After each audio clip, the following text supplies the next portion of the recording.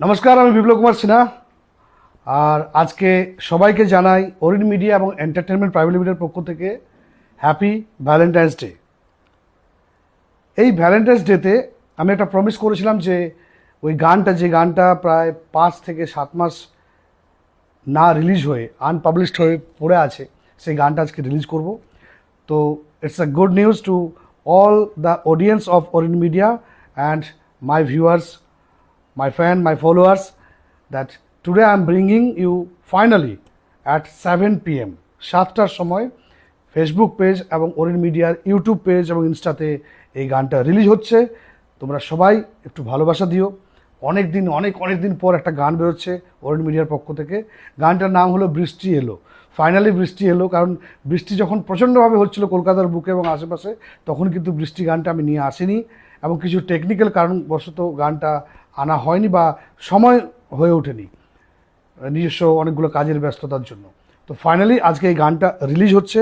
গানটা সবাই একটু লাইক, শেয়ার, কমেন্ট করো যদি ভালো লাগে।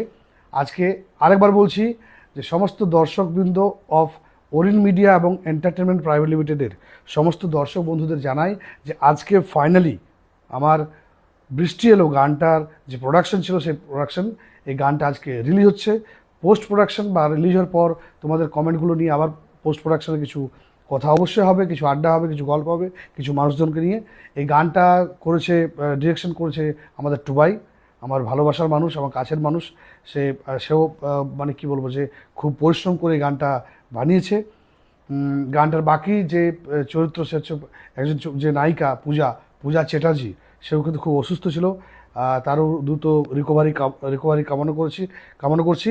আর সেও রিসেন্টলি একটা সিনেমাতে অভিনয় করেছে, খাঁচা বলে একটা সিনেমাপের, সেটাও খুব ভালো সুন্দর অভিনয় করেছে সে। সে এই গানটাতে আছে, দেখতে থাকো। বৃষ্টি এলো। আরেকবার বলছি, অরিন মিডিয়া পেজে 7টার সময়, ফেসবুক পেজ, ইউটিউব পেজে বৃষ্টি এলো গানটা আসছে, দেখতে থাকুন অরিন মিডিয়া। আজকে ভ্যালেন্টাইন্স ডেতে সবার জন্য রইল আমার ছোট্ট একটু উপহার। Thank you so much, love you all.